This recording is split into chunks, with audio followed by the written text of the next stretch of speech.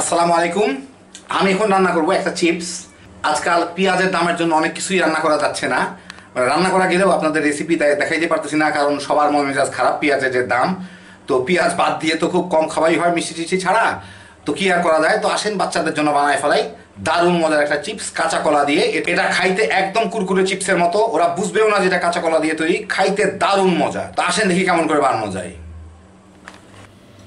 আমি এখানে 1 কাপ কাঁচা কলা ভর্তা নিছি, কাঁচা কলাটাকে সিদ্ধ করে ভর্তা করে নিছি। 1 কাপ ময়দা নিছি, এর সাথে আমি 1 চা চামচ ইস্ট মিলাবো। ইস্ট আমি এই প্যাকেটের ইস্ট কিনি।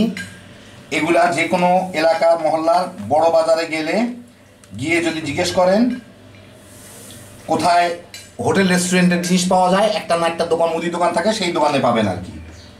যে কোনো বাজারে পাওয়া যায়। স্বাদ মতো লবণ দিব সাথে, দিয়ে এইগুলাকে মেখে নিই। পানি লাগলে দিব, না লাগলে না, আগে দেখি কতটুকু হয়। একটু পানি লাগবে, সেজন্য অল্প একটু পানি দিব।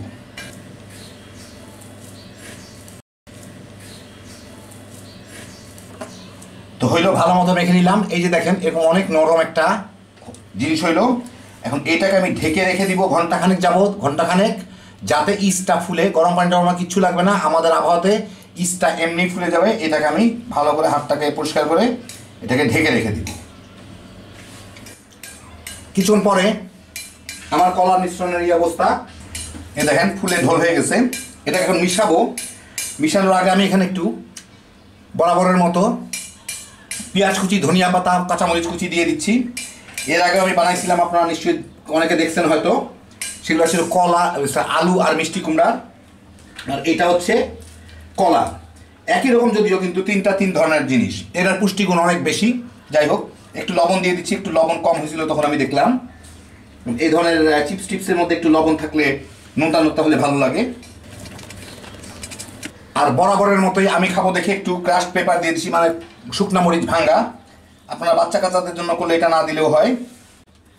আরেকটা কথা বলে দিচ্ছি, যদি আপনারা এটা সাথে সাথে খান তাহলে পেঁয়াজ দিবেন, যদি সাথে সাথে না খান এটা কিন্তু ভাজার পরে রেখে দেওয়া যায়, একটা কন্টেনারে ভরে রেখে দিতে পারবেন। তাইলে কাঁচা পেঁয়াজ ব্যবহার করবেন না, কারণ পেঁয়াজটা পুরাপুরি মানে শুকাবে না ভাজার সময়, অতএব পরের দিকে এটা হয়তো পচে যাইতে পারে। সেই জন্য এমন জিনিসপত্র দিবেন যেগুলা ভাজার সাথে সাথে শুকায় যায় আর কি, মুচমুচে হয়ে যায় আর কি। পেঁয়াজটা বাইরে দিয়ে মুচমুচে হলেও ভিতরে মুচমুচে হবে না। তো ভালো মতো মিলে গেল, এই যে দেখেন এরকম হয়েছে। এখন আমি একটা কাজ করবো, আমি সবসময় যেটা করি, আমি এরকম একটা শক্ত প্লাস্টিকের ব্যাগ নিচ্ছি। সাধারণত এগুলোর খাবার দাবারের ব্যাগগুলো নর্মাল প্লাস্টিকের থেকে অনেক বেশি শক্ত হয়। ওটার এক মাথা আমি চিকন করে কেটে নিচ্ছি, যে ফুটা করে আপনাদের পরে দেখা দিব আমি। ওইটার মধ্যে আমি এটাকে ভরে নিব কিছুটা, যেইটুকু আমি ভাজবো, মানে পুরাটাই ভাজবো, বারে বারে ভরে নিব আর কি।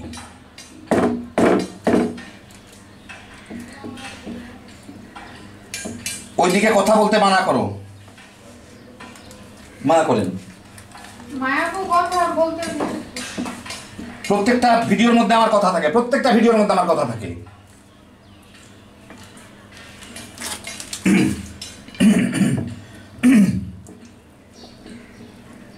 তো হয়ে গেল আমি জানো, দেখেন এইরকম হয়েছে। এখন এটাকে আমি এরকম একটা শক্ত প্লাস্টিকের ব্যাগ, যার মধ্যে আমরা জিনিসপত্র কিনি, তার মধ্যে ভরে নিব, আমার ভাজতে সুবিধা হবে।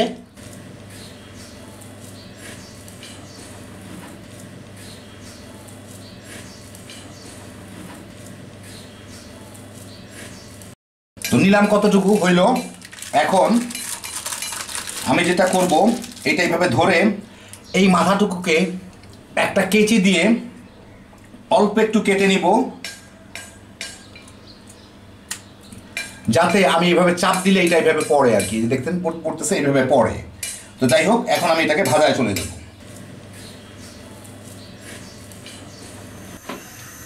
আমি এখন একটা কড়াইতে তেল গরম করে এইগুলাকে এভাবে চাপ দিয়ে ছাড়বো, ছেড়ে একটু কেটে দিব, যদি না পড়ে আর কি।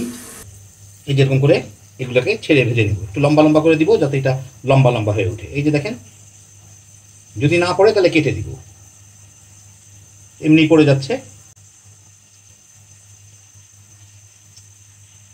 দেওয়ার সাথে সাথেই প্রায় নিচ থেকে ফুলে উঠে আসবে। যে কোনো শেপ হোক, গোল লম্বা বেঁকা তারা কিচ্ছু আসে যায় না, খাইতে সাংঘাতিক মজা। এবং খুব জলদি হয়ে যায়। হয়ে গেলেই উল্টা পাল্টা এইভাবে ভেজে নিলেই হয়ে যাবে। এটা খুব একটা বাদামি হওয়ার কথা না, এবং বাদামি না করাই ভালো, বাস জাস্ট মুচমুচা হইলেই হয়ে গেল। কারণ জিনিসটা ফাঁপা, খুব জলদি মুচমুচা হয়ে যায়, অনেকটা কী বলবো আমাদের জিলাপির মতো।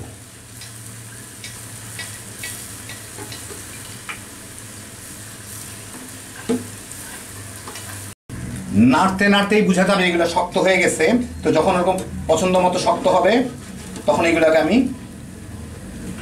তেল থেকে উঠায় ফেলি। এই যে একটু কাছে থেকে দেখেন এইরকম ভাজা হয়েছে, এরকম ভাজা হবে। বাকি সবগুলোকে ভেজে নিব মুচমুচা করে, কিন্তু ভিতর দিকটা ফাঁপা, সেজন্য কোনো অসুবিধা নাই, বেশ মুচমুচা হয় জিনিসটা। তো এই যে দেখেন হয়ে গেল আমার দারুণ স্বাদের কুরকুরে কাঁচা কলার চিপস। বুঝতেই পারতেছেন কতখানি মানে মজাদার হবে এটা, একবার বানাইলেই বুঝতে পারবেন। দারুণ মজা খাইতে। আবার অনেকেই জিজ্ঞেস করবেন যে মুচমুচা হয়েছে কি না, আমার পিছনে শব্দ চলতেছে, তারপর আমি একটা খেয়ে আপনাদের দেখাই, কাছ থেকে বুঝতে পারবেন আপনারা শব্দ শুনে। এই যে দেখেন দেখেন কতখানি মুচমুচা, এটা সাংঘাতিক মুচমুচা। এই যে ধরে চাপ দিয়ে পট করে ভেঙে যাচ্ছে। যাই হোক দেখেন কত সহজে তৈরি করে ফেললাম। হ্যাভি জোশের একটা আইটেম, বাচ্চা কাচ্চারা সাংঘাতিক পছন্দ করবে। আর কেউ যদি রাখতে চান, এটা ভাজার পরে মুচমুচা করে ভাজবেন একটু সময় নিয়ে, এইভাবে হইলে একটা কন্টেনারে ভরে রেখে দিবেন, এয়ারটাইট কন্টেনারে, তাইলেই হবে। তো দেখলেন কত সহজে তৈরি করে ফেললাম হ্যাভি জোশের একটা আইটেম। এর আগে আলু দিয়ে দেখাইছি, মিষ্টি কুমড়া দিয়ে দেখাইছি, এখন কাঁচা কলা দিয়ে দেখাইলাম। বাস এই পর্ব শেষ।